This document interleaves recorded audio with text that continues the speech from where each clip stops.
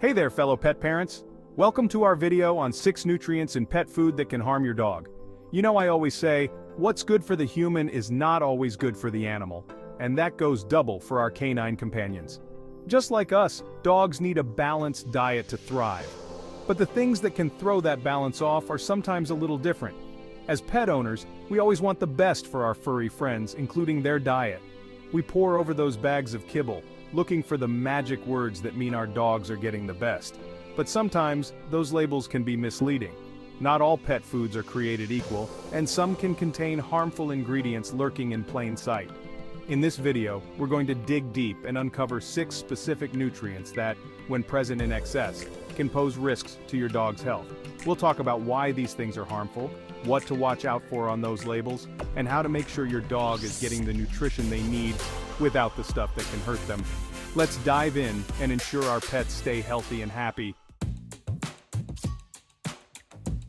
Alright, let's be honest, reading a pet food label can feel like trying to decipher hieroglyphics. All those percentages, long chemical names, it's enough to make your head spin.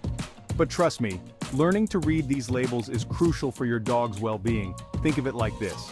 You wouldn't feed your kid a steady diet of candy and soda, right?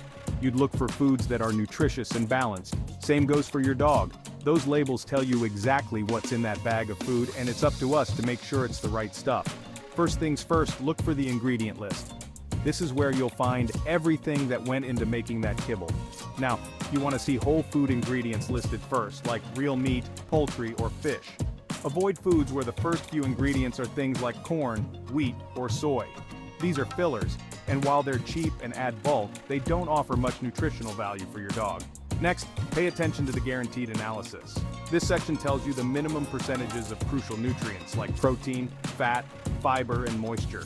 Remember, these are just minimums, so the actual amounts can be higher. And this is where things can get tricky because too much of a good thing can actually be harmful. Finally, don't be fooled by marketing terms like premium or natural. These words are often used loosely and don't necessarily reflect the quality of the ingredients. Always do your research and choose brands that prioritize high-quality ingredients and transparent labeling. Remember, you're your dog's advocate.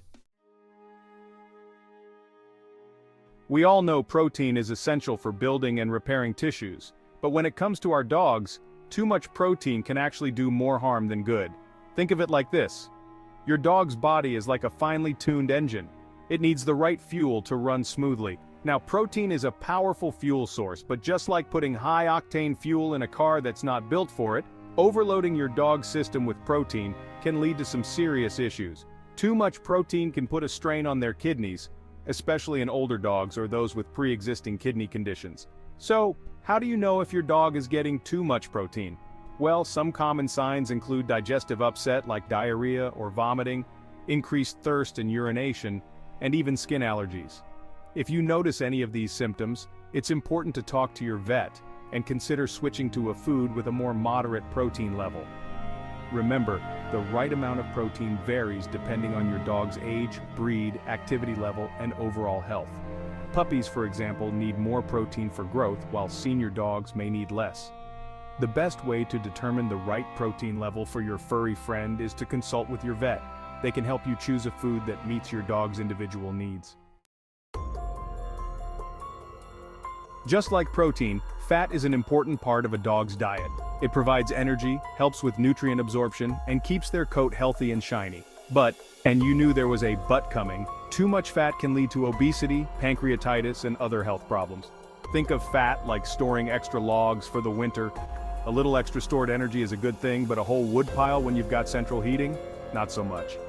Too much fat in your dog's diet is like that overflowing wood pile. It can lead to weight gain, which puts extra stress on their joints, heart, and other organs. Pancreatitis is another risk associated with high-fat diets. This painful condition occurs when the pancreas becomes inflamed, and it can be life-threatening. So, how do you know if your dog is getting too much fat? Well, weight gain is the most obvious sign, but you should also watch for other symptoms like decreased energy levels, digestive issues, and even difficulty breathing. If you suspect your dog is eating too much fat, talk to your vet about switching to a lower-fat food. And remember, just like protein, the ideal fat content for your dog depends on their individual needs. Active dogs, working dogs, and pregnant or nursing dogs may need more fat in their diet, while couch potato pups might do better with a lower fat option. Alright, this is where things get really tricky. You see those long, unpronounceable words on the ingredient list? Those are often artificial preservatives and additives, and they're designed to extend the shelf life of the food and make it look more appealing. But some of these chemicals can be harmful to your dog's health. Think of it like this. You know those brightly colored candies that look super tempting but are full of artificial colors and flavors? They might be fun to eat, but they're not exactly good for you. Same goes for those artificial ingredients in dog food. Some common culprits to watch out for include BHA, BHT, ethoxyquin, and propylene glycol. These chemicals have been linked to various health problems in dogs, including allergies, liver damage, and even cancer. Now I know it's tempting to go for the cheapest option when it comes to dog food, but remember, you get what you pay for. Choosing a food with natural preservatives like vitamin E or rosemary extract is a much safer bet. And don't be afraid to contact the manufacturer and ask about their ingredient sourcing and manufacturing processes. The more you know about what's going into your dog's food, the better equipped you are to make healthy choices for them. We all know calcium is crucial for strong bones and teeth, but just like with protein and fat, too much calcium can be detrimental to your dog's health. Think of it like this.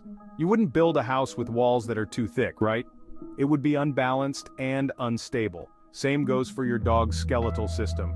Too much calcium can interfere with the absorption of other essential nutrients, leading to skeletal deformities, especially in large breed puppies. It can also contribute to the formation of bladder stones, which can be extremely painful and require veterinary intervention. So, how do you know if your dog is getting too much calcium? Well, some common signs include constipation, decreased appetite, and even lameness. If you notice any of these symptoms, it's crucial to consult with your vet and adjust your dog's diet accordingly. Remember, the right amount of calcium varies depending on your dog's age, breed, and overall health. Puppies, for example, need more calcium for bone growth, while senior dogs may need less. Your vet can help you determine the appropriate calcium intake for your dog and recommend a food that meets their specific needs. Fiber is essential for digestive health, helping to regulate bowel movements and keep things moving smoothly. But just like those other nutrients we've talked about, too much fiber can actually backfire. Think of fiber like the cleaning crew in your dog's intestines. A good crew keeps things tidy and efficient, but too many cleaners can get in the way and disrupt the flow. Same goes for fiber in your dog's diet. Too much fiber can lead to constipation, gas, bloating, and even malabsorption of other nutrients. So how do you know if your dog is getting too much fiber? Well, constipation is the most obvious sign, but you should also watch for other symptoms like decreased appetite, weight loss, and even vomiting. If you suspect your dog is eating too much fiber, talk to your vet about switching to a food with a lower fiber content. Remember, just like protein, fat, and calcium, the ideal fiber intake for your dog depends on their individual needs. Dogs with sensitive stomachs or digestive issues may need a higher fiber diet, while other dogs might do better with a moderate amount. Your vet can help you determine the right fiber level for your furry friend and recommend a food that keeps their digestive system happy and healthy.